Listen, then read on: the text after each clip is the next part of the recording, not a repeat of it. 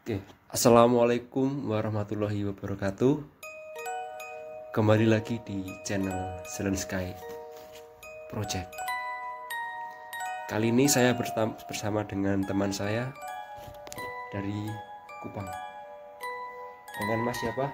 Mas Yulo. Mas Yulo. Dengan Mas Yulo dari Kota Kupang.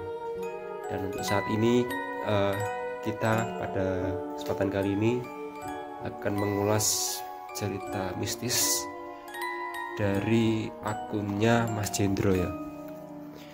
Jadi Mas Jendro ini merupakan mahasiswa dulunya, pernah kuliah di Malang, tepatnya kampusnya di Universitas Brawijaya. B. Nah ini saya dan teman saya kali ini akan membacakan mengenai pengalaman mistisnya selama menjalani kos di Jalan MT Haryono Malang. Dan sebelumnya teman-teman perlu diketahui bahwa cerita ini sudah pernah diulas di channel podcast horror di YouTube ya. Namun kali ini saya bersama dengan teman saya akan membacakan cerita realnya yang pernah di-upload di Twitter ini. Oke, saya mulai ya.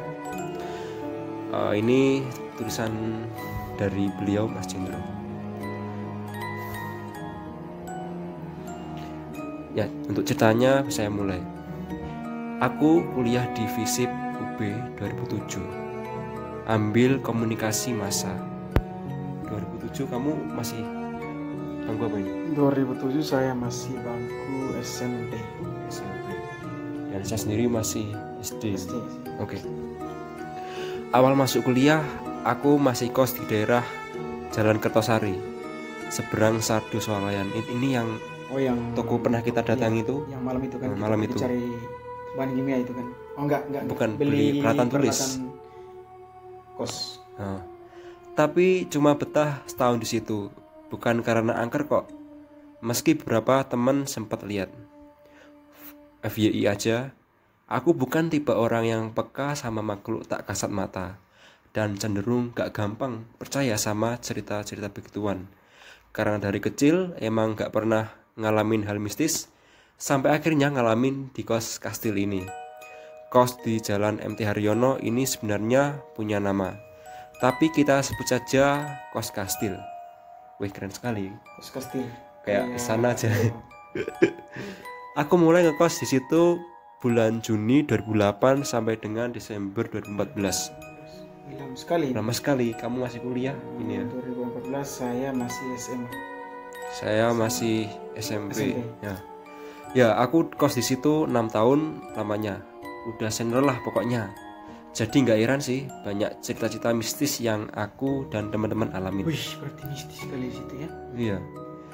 Awal mula aku pindah ke kos kastil ini adalah karena diajakin temanku sekelas yang namanya Andi.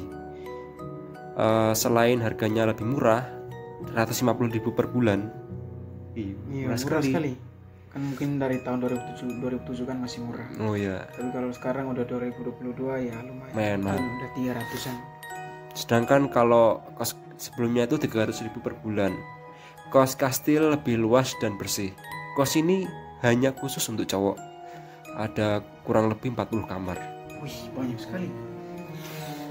Lumayan lah buat bisnis ini.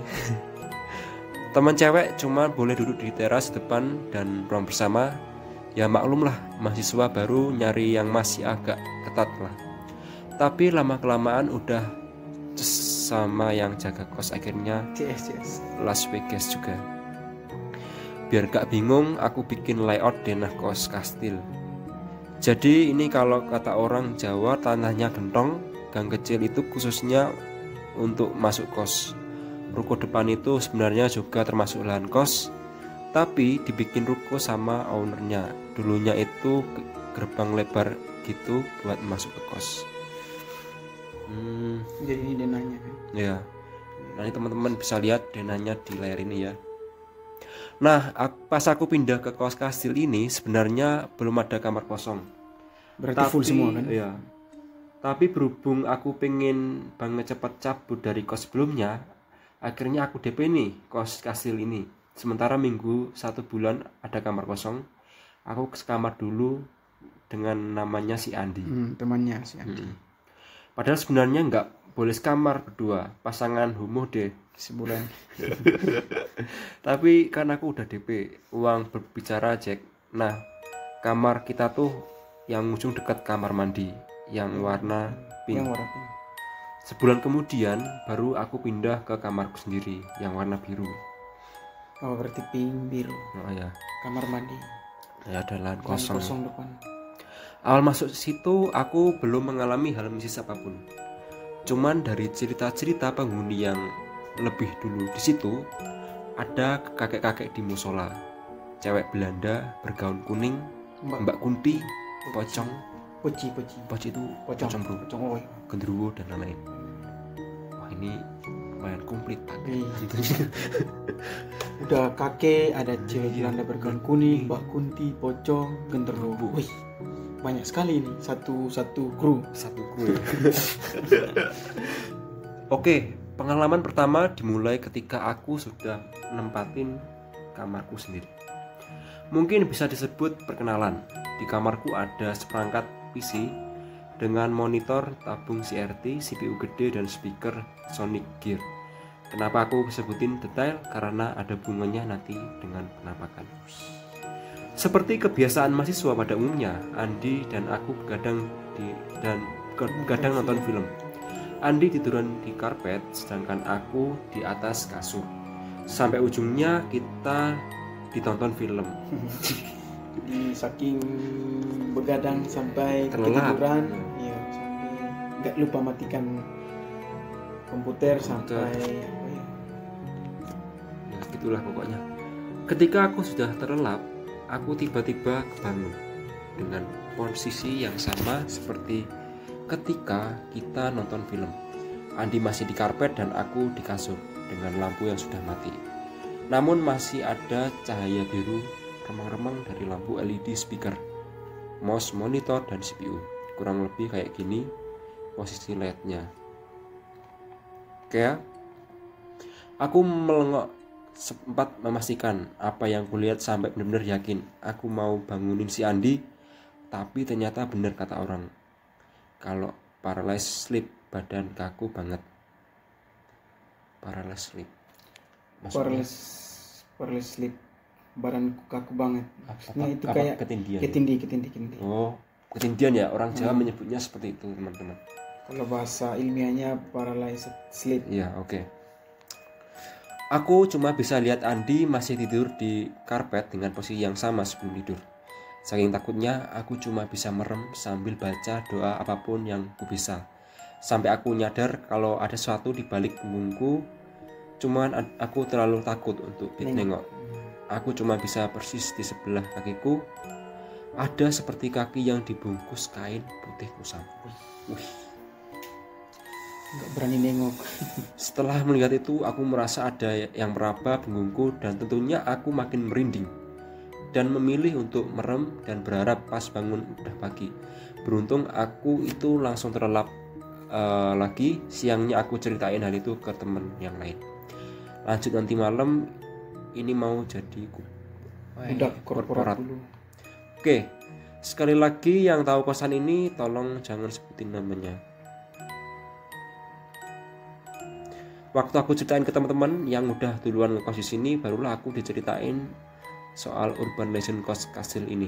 Satu persatu aku ceritain ulang biar gampang, mungkin aku kasih subjudul lagi nanti. Oke ya, kita lanjut ke ceritanya lagi.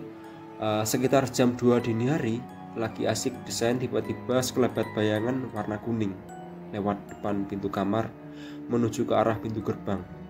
Kupikir itu Andi lewat karena dia punya kaos kuning dan siapa tahu ada teman datang minta bukain gerbang atau mau keluar ke burjo. Burjo itu tempat makan ya sepertinya, mungkin gitu. Ateneng direk iku batinku sambil kusamperin keluar rumah. Tapi ketika aku nengok ke arah gerbang, semuanya hening.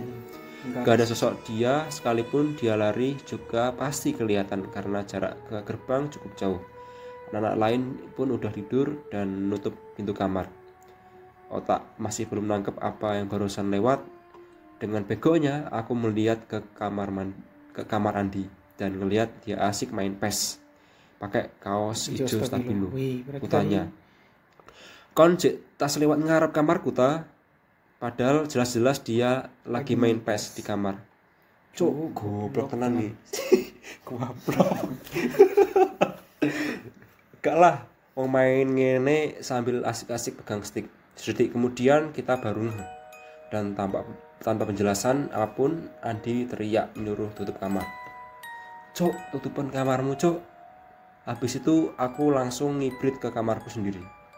Jadi dari senior yang ngekos di situ aja kita pernah diceritain bahwa beberapa kali ada yang lihat noni Belanda cantik pakai gaun kuning yang sering lalu-lalang di kosan. Salah satunya adalah teman dari anak kos Madia. Warna kuning. Padahal temannya pakai baju warna hijau stabilo. Ada asik main PS lagi. Berarti yang lewat itu bukan si Andi, temannya. Nah, ini yang dimaksud Madia tadi anak penghuni lantai 2 waktu itu habis nganterin temennya yang ngerjain tugas bareng ke gerbang depan. Waktu itu sudah menjelang tengah malam, gerbang udah digembok pastinya. Setelah tutup gerbang, Madia mampir ke kamarku. Kebetulan kamarku sudah pindah ke depan, sebelah kamar mandi. Dia tahu-tahunya nanya ke aku, "Dro, yang di dekat musola itu apa mbak-mbak pakai baju kuning?" Ku jawab dengan enteng karena udah mulai adaptasi. "Iya sih katanya gitu." Dia lanjut, "Temanku habis sih lihat dia. Tadi pas kita turun tangga tengah, dia nengok ke musola. Dia nanya siapa itu cewek turun tangga. Katanya pakai baju kuning terus ngilang nembus tembok. Berarti ini transparan sekali. Serius, Mat? Berarti bener dong selama ini cerita mas-mas kosan yang dulu kulihat di kamar lama jancuk rek. Temenan nih berarti. Kataku ke Madia yang masih gak percaya dengan apa yang diceritain temennya. Tapi katanya sih cantik, gak nyeremen. Lalu Arman atau biasa dipanggil Lalu, anak rantau dari Lombok, penghuni lantai 2 dekat musola. Seperti biasa kalau malam Lalu suka numpang makan di kamarku. Dia cerita kalau tadi siang temennya main ke kamarnya dan teleponan sama pacarnya. "Mas, tadi temanku kan lagi teleponan sama ceweknya yang Indium tuh. Indigo mungkin ya. Indihome, Mas, tadi temanku kan lagi teleponan sama ceweknya yang di Indihome tuh." Oh, yang Indihome. Yang kerjain Indihome. Ceweknya yang di seberang sana nanya, "Ada cewek ya di depan kamar?" Temanku ya bingung lah. Orang gak ada siapa-siapa di depan. Terus ceweknya bilang, "Ada yang lagi duduk di depan kamar ngeliatin kalian berdua. Kan ada kursi tuh di depan kamarku. Ya katanya duduk di situ, Mas." Terus aku iseng nyuruh dia buat nanyain ada di mana aja sih tentunya. Katanya tuh ada kakek-kakek di musola, Kunti di tangga sebelah musola, Pocong di toilet bawah tangga, ngumpul di situ. Yang aku heran, kan itu ceweknya temanku dan nggak pernah kesini. Kok bisa tahu ya? Lewat kosan ini, cerita dia. Dalam hatiku, ente yang bego. Seharusnya bukan itu yang kamu khawatirin. Harusnya banyak banget setannya di kos ini. Waktu itu aku belum tahu di mana keberadaan yang lainnya sampai diceritain oleh anak-anak baru dan divalidasi oleh anak indigo sepupu temanku, Dek Yayang namanya. Dan sejak saat itu aku nggak pernah lagi mau mandi di toilet itu. Kusuma bilang, "Terlalu banyak kisah mistis nih kalau sama anak ini, karena kamar kita sebulan dan dia juga lama di kosan ini, sekitar 5 tahunan. Aku ceritain yang paling epik aja ya, karena aku sendiri juga ngebuktiin kamar dia di lantai 2 juga salah satu kamar dengan kamarku." Kusuma termasuk anak indigo ini. Indigo yang diturunkan dari lurunya. Satu hari dia ngomel-ngomel ke aku dituduh ngajak cewek ke kamarnya. Karena memang aku beberapa kali gitu, karena cuma kamar dia yang ada TV-nya. Dan dia termasuk rajin bersih-bersih kamar dan asik buat nonton film. Kusuma nuduh aku karena dia beberapa kali nemu rambut panjang di karpetnya. Cuma anehnya selai-selai bukan kayak rambut rontok. Kon mau sih nggawa arek wedok ning kamarku maneh su? Nuduh Kusuma. Padahal aku anak yang polos budi luhur. Leh palingan ya kowe dhewe mbut. Sok nuduh kancane. Ngomong ae pamer pacar anyar, jawabku. Matanem ini bahasa Jawa ini. Pacar kondi to su. Terus ini kok mesti ono rambut ning kamarku. Kondi lek nduk awakmu, jelas Kusuma. Dalam hati aku juga ragu kalau Kusuma itu bawa cewek karena dia emang lagi jomblo. Tapi rambut siapa aku yang heran mana panjang banget, secara kita sekosan gak ada yang segondrong gitu. Aku mencoba positive thinking sambil nenangin Kusuma.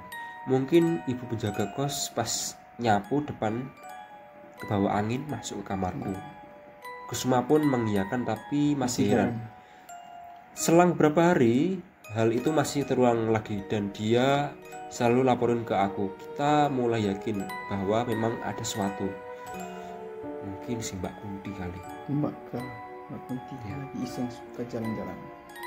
Setiap kali Kusuma nemu rambut di kamarnya, rambut itu dibuang. Suatu malam aku dan Hasmi bergadangan di depan di kamar Kusuma. Tak ada hal berdosa yang kita lakukan malam itu, semuanya positif. Kita tidur setelah sholat subuh dengan posisi aku dan Kusuma tidur di kasur, Hasmi tidur di karpet karena memang kasurnya nggak pakai ranjang, langsung di lantai gitu. Paginya sekitar jam 9, aku dan Hasmi dibangunin. Le, ki ono rambut mana? Ucap Kusuma sambil ngasih lihat selai rambut panjangnya sekitar 30 cm. Wih, panjang sekali lur. Urusannya yang kita pakai itu ya.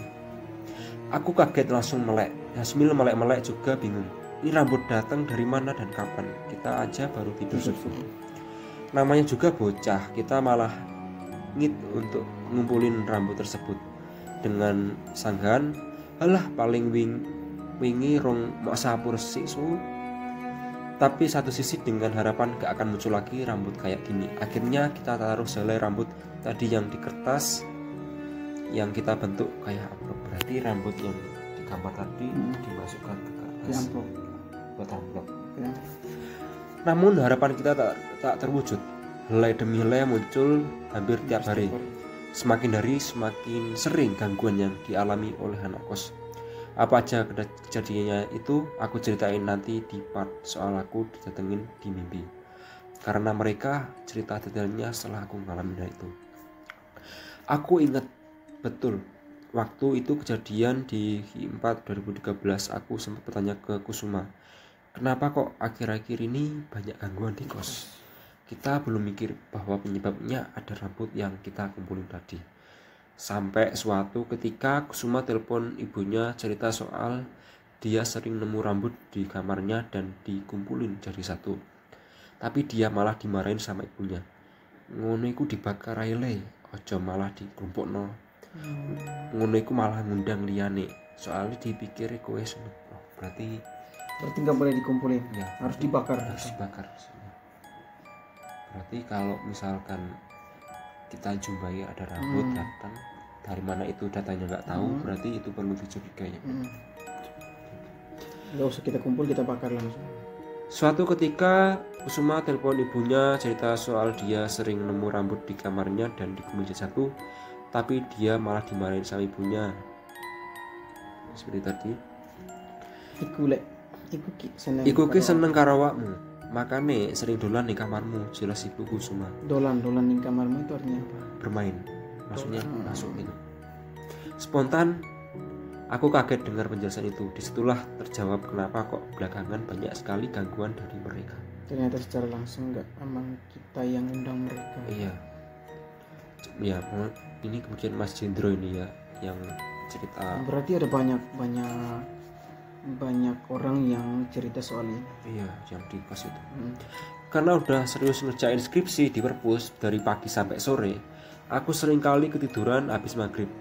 Waktu itu aku capek banget dan ketiduran sekitar jam 7 malam. Aku mimpi berada di satu tempat dengan tangga lebar kayak di film Titanic. Oke, bisa kita bayangkan ya teman-teman. Yang udah pernah nonton Titanic, tangga besarnya itu seperti apa? Iya. Sini tangga.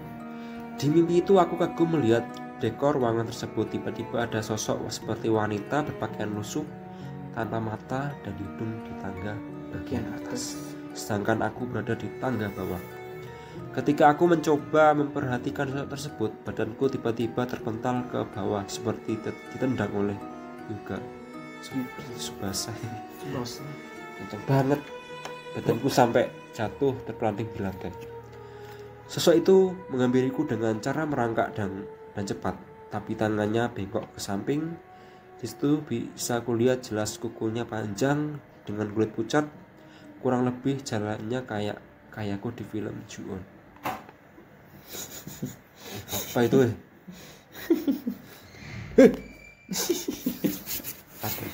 Dia berusaha menerkamku dan berhenti persis di atasku. Di situ kulihat jelas taring-taringnya, tapi yang nyeremin gak ada mukanya, cuman mulut doang. Aku cuma bisa teriak waktu itu. Namun tiba-tiba ada yang menendang sosok itu, lalu membantuku berdiri.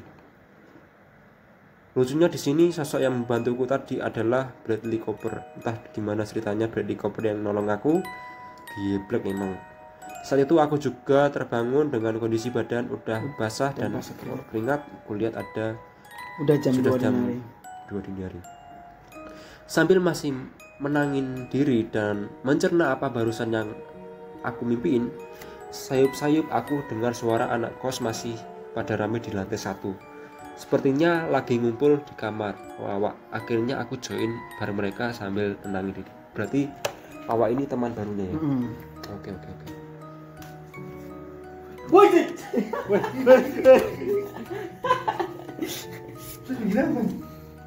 Podcast seru. Masuk dulu.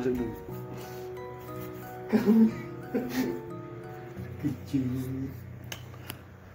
Oke. Oke, Bu, maaf dulu ya. Ngetek itu. Oke, kita lanjut. Di situ ada Sunu, Aji Kusuma, Hasmil, Wawa. Ditanyalah sama Wawa, apa kok sampean tangi? Tangi itu apa? Terbangun dari tidur. Tumben sampean turu bar maghrib. Ku ceritain lah mimpiku tadi, otomatis anak-anak pada ngakak. Emang pada gak belajar adab dan etika, makanya tojok turu pas maghrib. Berarti memang paman ya. Kamu di sana juga gitu? Iya. Kata Kusuma. Nah, disinilah anak-anak yang lain cerita gangguan yang mereka alami di Kimpa 2013. Sunu yang mau kencing ngelihat sosok hitam gede, mata merah, mungkin genderuwo. Tempatnya di parkiran. Ada juga yang lihat pocong di teras, ada juga yang lihat Mbak Kunti di pohon mangga. Kusuma juga nggak mau kalah cerita soal penemuan rambut di kamarnya. Tentunya didukung oleh saksi ahli, yaitu aku dan Hasmil. Tentu banyak yang meragukan cerita kita, tapi ya pasti ada yang percaya juga sih. Salah satunya Aji, penghuni sebelah kamar Kusuma di lantai 2. Syukurlah aku gak tahu ditekani Mas, padahal kan kamari kene sebelah. Kata Aji Kusuma. Sontak kita semua komen, wah sombong arek iki, ojo ngono kon. Ditekani tenan engko. Setelah subuh kita kembali ke kamar masing-masing untuk hibernasi, kecuali aku yang pagi-pagi harus konsul ke dospin. Pas mau berangkat lewat depan kamar Aji, dia manggil aku sambil nyapu. Mas, aku ditekani tenan niki, kata Aji sambil ngasih lihat sehelai rambut panjang. Rambutnya datang lagi nih. Aku pun cuman ketawa dan berlalu pergi. Besok lanjut lagi ya guys, sambil aku ingat barangkali ada cerita yang lupa.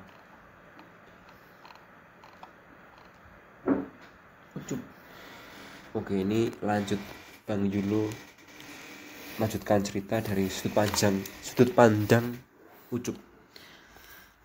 Oke. Dari sekian banyak orang yang sudah mengalami kisah ini, kali ini kita lanjut ke ceritanya Ucup. Awalnya dia nih hanya sering main ke kos, ada temannya yang ngekos di sini.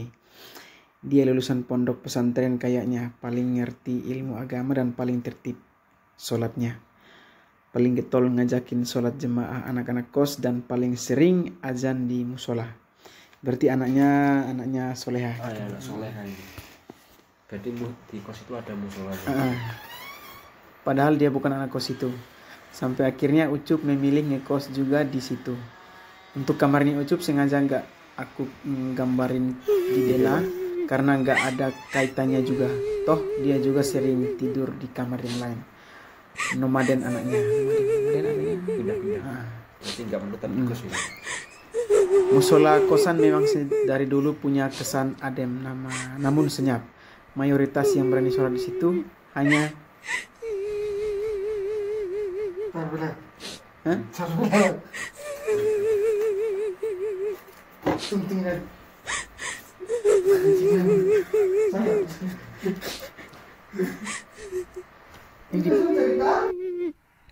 musola kosan memang sedari dulu punya kesan adem namun senyap. Mayoritas yang berani sholat di situ hanya ketika sholat duhur atau asar. Kalau mau sholat maghrib, isya, subuh pun ya sebisa mungkin milih berjamaah. Karena memang di musola itu ya lampunya sering mati. Meski habis diganti lampu baru pun umurnya gak akan lama. Terus mungkin kelistrikannya bermasalah. Sayangnya aku gak nemu foto musolanya. Udah cek FB juga gak ada. Jadi ceritanya waktu itu Ucup sempat nekat sholat subuh sendirian di sana. Musolanya cukup luas, cukuplah buat jamaah 40 orang. Nah, Ucup ini posisinya di tempat imam. Sewaktu dia ruku, terlihat ada makmum, tapi anehnya kok nggak ada yang nepuk pundaknya. Bagi yang Islam mungkin udah tahu bila jadi makmum, masbuk hendaknya nepuk pundak imam supaya imam tahu kalau ada yang ikut berjamaah. Bahkan sampai Ucup posisi sujud masih nampak ada makmum. Nah, ketika selesai dan salam, dia tidak melihat ada siapapun di musola, hanya dia sendiri yang sholat subuh. Tapi kata orang-orang bila ada yang seperti itu mungkin memang jin yang ikut sholat. Jadi ya santai aja. Toh nggak iseng ngajakin sweet juga. Yeah. Dia cerita ke aku pagi harinya. Tapi kita berdua udah sama-sama tahu dari cerita mas-mas yang kos lebih dulu di situ. Kalau di musola itu memang ada sosok-sosok kakek-kakek yang berada di pojokan. Nah memang di pojokan itu hawanya lebih dingin dan cenderung lembab. Nah kalau menurut cerita kakek tersebut adalah penghuni asli jauh sebelum kosan ini dibangun. Berarti kosan ini awalnya sudah ada kakek ini. Iya. Oke. Mungkin dia penghuni pertama ya. Iya. Terus lanjut, aku sendiri pun syukur alhamdulillah belum pernah lihat langsung atau merasakan kehadirannya. Bagiku cukup tahu saja dan menghargai keberadaannya di situ. Ternyata bukan hanya Ucup yang merasakan keberadaan si kakek. Beberapa anak baru yang belum tahu apa-apa juga pernah sholat di situ dan selalu merasa seperti ada yang ikutan sholat. Nah, temanku yang seperti peka juga pernah nginap di kosan dan sholat di situ juga merasakan hal yang sama. Ini kemudian sudut pandang dari Dek Yayang temennya. Dia itu sepupu ipar dari temanku yang kebetulan juniorku di FISIP, jurusan psikolog. Konon katanya juga dia diberkahi jadi anak indigo. Mengingat temanku juga suka main hal-hal klinik. Ya aku percaya saja sih. Klinik itu apa? Klinik itu hal-hal yang mistis. Oh, kayak main jelangkung. Iya gitu. Waktu itu aku, temanku sebut saja Indra dan Dek Yayang lagi makan di ruko depan kosan. Berarti depan kosan itu ada rukonya. Terus aku iseng nanya, Dek, coba engko bar mangan mampir neng kosanku. Coba deloken ono opo wae. Nah, dia ini meminta temannya tadi untuk datang ke kosan, minta bantuan si anak indigo ini untuk melihat apa aja yang di dalam kosnya itu. Akhirnya kita bertiga masuk ke dalam kosan. Begitu masuk kosan, Dek Yayang tiba-tiba berhenti sebentar, persis di dekat gerbang kedua. Bendera putih sambil melihat seluruh penjuru kosan. Dia melihat di lantai 2 juga. Lalu dia berkata, "Oke mas, ini kene. Iki mbiyen bekas opo ngerti nggak?" Berarti dia banyak lihat. "Banyak mas di sini. Ini dulu bekas apa ngerti nggak?" Akhirnya tadi gitu kata jawabnya. Aku pun menjawab, "Gak ngerti lah dek. Wong aku ngekos ning kene wong kaya iki wujute. Cuman biyen bangunane gak kaya ngene. Aku ndelok fotone teko arek lawas." Gak ngerti lah dek. Ini yang terjemahannya. Iya. Dia itu awalnya tidak tahu, tapi dia cuman tahu dari cerita-cerita dulu dari temannya gitu. Nah, kemudian ketika di parkiran, mereka ketika melihat tempat cuci baju, dia itu sempat kaget. "Kenapa dek?" tanya Indra. "Gak apa-apa mas, iku ono irang-irang gede dek kono." Maksudnya tuh ada hitam-hitam besar di parkiran itu. Katanya sambil nunjuk tempat cuci. Ini tempat cuci ini berarti dekat parkiran itu. Nah, ini sama kayak ceritain Sunu dulu, batinku dalam hati. Aku sengaja nggak kasih tahu di mana yang aku tahu dari cerita anak-anak supaya cross check juga. Kemudian kita jalan menuju kamar penjaga kos dan dia tengok ke daerah samping tangga menuju musola. "Mas, di tangga ada yang dibungkus," kata dia. "Loh, yaitu pocong cuk," katanya. "Gak usah disensor, pisan ngono dek." Lalu kita naik ke musola dan dia cerita kalau ada kakek lagi duduk di ujung. Berarti duduk di musola ini. Berarti di sudut musola. Iya. Dek Yayang jelasin, "Kakek itu baik kok mas, gak iseng kayak mbak-mbak yang sering kesini." Aku masih penasaran. "Tapi mbah iku lapo kok neng dek kono dek?" "Mbah iku asli kene mas koyoke. Lek si mbak-mbak sing seliweran iku cek anyar nih kene." Berarti ada sosok mbak-mbak lagi. Ya, berarti ada sosok mbak-mbak yang berjalan.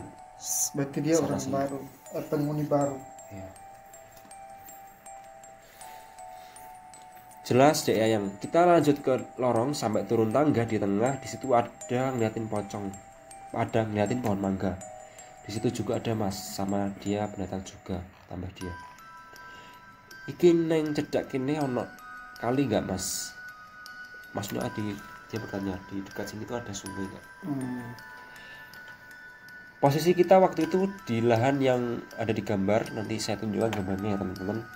Aku jelasin, ono neng buri kosan iki, neng burine iki persis ono kali karo papringan. Kamu tahu papringan nggak? Enggak tahu. Rumpun bambu. Nah betul. Jadi di belakang kosan itu ada rumpun bambu.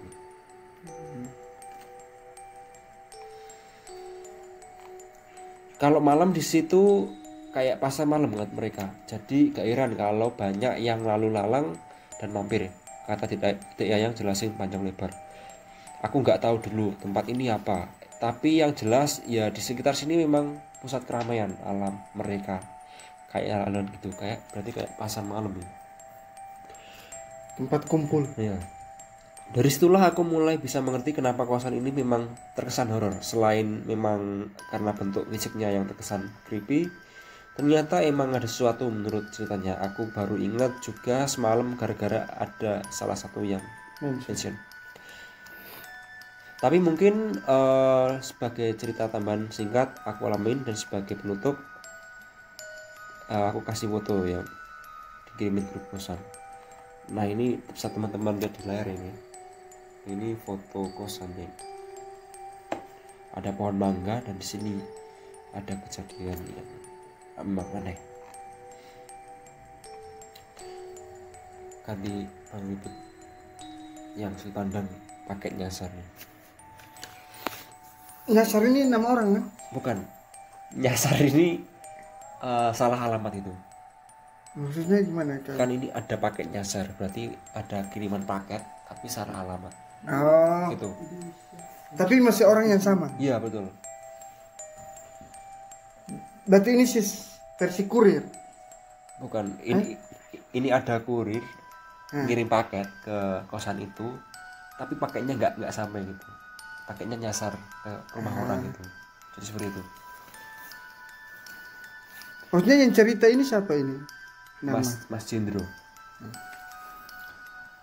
Ini mulai pertama kayak gimana maksudnya? Ya dari sini.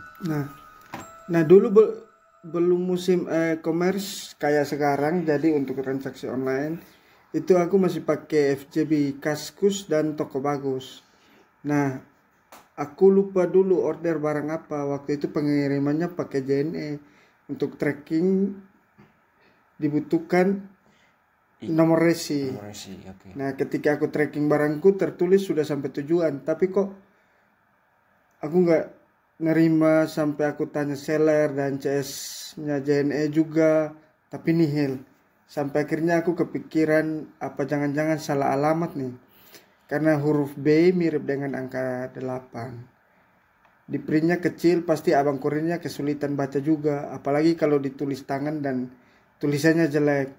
Akhirnya aku telusuri sepanjang jalan MT Haryono yang nomornya mirip dengan nomor kosan. Ketemulah alamat yang kucari. Ternyata rumah yang bagian depannya difungsikan sebagai warung rokok.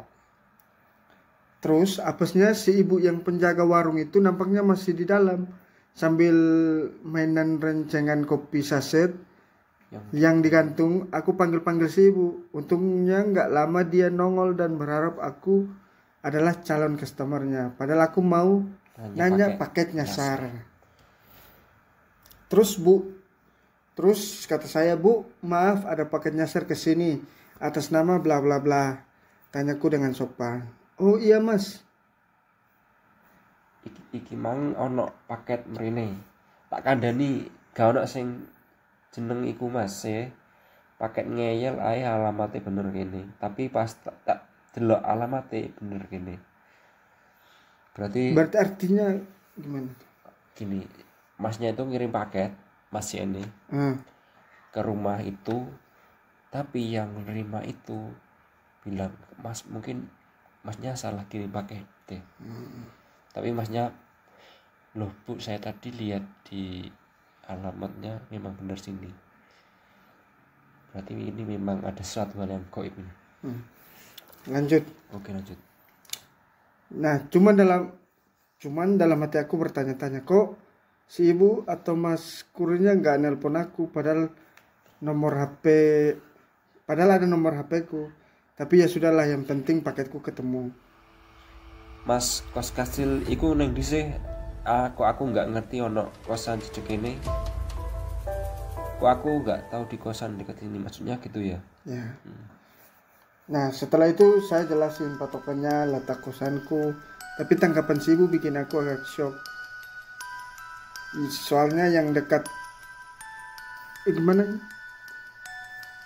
Walah sing cedek keramik iku to gak serem ta Mas ning kono. Berarti yang itu artinya ya apa? Patokan itu yang dekat keramik, yang mungkin yang jual keramik itu. Buset, enteng banget nanya nih ibu-ibu. Dalam hati berarti memang udah terkenal di ini kosan. For your information, dulu sebelum berubah jadi ruko, samping kosan itu toko dan pabrik keramik. Pertanyaan serupa juga pernah ditanyakan oleh ibu warteg Padang Jawa daerah Jalan Kerto. Ini yang dekat UB ya, Kerto ya. Gitu. Karena waktu itu kita serombongan makan di warteg tersebut. Pak Mayu adalah teman seangkatan dari Mas Jendro yang cerita tadi di sini. Dan itu dia divisi alumni SMA 8 Malang. Setelah kenal udah agak lama, dia sempat nanya ke aku, kon ngekos neng kosan kono jen? Kan niku angker sih. Kancaku SMA ono sing ngekos kono. Aku tau pisan merono mbiyen. Padahal lagi-lagi cerita yang dapat kayak gini tentang kosan, mungkin kalau Mayu masih aktif di Twitter akan membenarkan pernyataan dulu. Lebih oh ya, biasanya aku lupa. Kalau anak-anak bergadangan dan teriak-teriak tengah malam, apalagi sampai ada yang mabui dan berisik, hampir bisa dipastikan ada gangguan atau penampakan. Detail ceritanya aku lupa gimana, tapi memang ada cerita itu. Mungkin lain kali dari penghuni kos kasih ada yang pengen berbagi cerita, silahkan, karena ada beberapa mesin yang sudah tahu kosan ini. Sampai aku pindah dari kos itu Januari karena harus hijrah ke Serpong. Kita tidak pernah yang sok seheroik memberantas atau mengusir penghuni tak kasat mata di sana. Kita sudah cukup adaptasi dan menerima bahwa mereka memang ada eksistensinya. Intinya saling menghargai aja. Toh kalau kita anak kos sudah dikasih waktu aktivitas di siang hari, biarkan malam jadi waktu mereka. Akhir kata, mohon maaf bila tidak menyeramkan karena treat ini sudah sebenarnya dan dengan tujuan nostalgia semata, jadi gak seseram yang lain karena aku pun bukan indigo. Oke, akhir kata terima kasih yang sudah menyimak cerita ini sampai tuntas. Terima kasih atas responnya. Aku gak nyangka bisa seram ini. Oke, kurang lebih mohon maaf seperti itu. Jadi ceritanya teman-teman. Jadi ini gambarannya tadi memang kosan ini di Jalan MT Haryono. Kamu pernah tahu kan ini? Ya, Jalan. Nah ini kosan cowok ini. Tapi katanya ini kosan ini ada 40 kamar. Dan di situ banyak sekali kejadian aneh. Di musola itu ada ada musolanya di ya, kosan. ada kakek, kemudian ada yang seliweran itu pakai baju kuning itu Romi Belanda. Terus ada kuntilanak dipocong di dekat tangga. Terus ada kuntilanak yang di tangga, kemudian ada genderuwo di parkiran. Ini memang tapi kita belum pernah ini kurang lebih seperti apa tempatnya. Tapi yang jelas Mas Hendro ini sudah memaparkan kejadiannya secara nyata ya lewat di Twitter ini. Jadi saya ini sebagai pembaca hanya menceritakan cerita ini yang pernah dialami Mas Hendro. Jadi buat teman-teman yang khususnya maba, saran saya carilah kos yang nyaman, yang enak, ya sekiranya bisa membuat Anda aman. Pastikan Anda tidak terbebani dengan kejadian yang ada di kos ini. Oke, kurang lebih seperti itu teman-teman. Saya bersama dengan rekan saya dari Kupang, Mas Ribut. Mohon undur diri. Untuk terima kasih pada teman-teman yang sudah menyaksikan cerita ini saya akhiri. Wabillahi taufik walhidayah. Wassalamualaikum warahmatullahi wabarakatuh. Waalaikumsalam.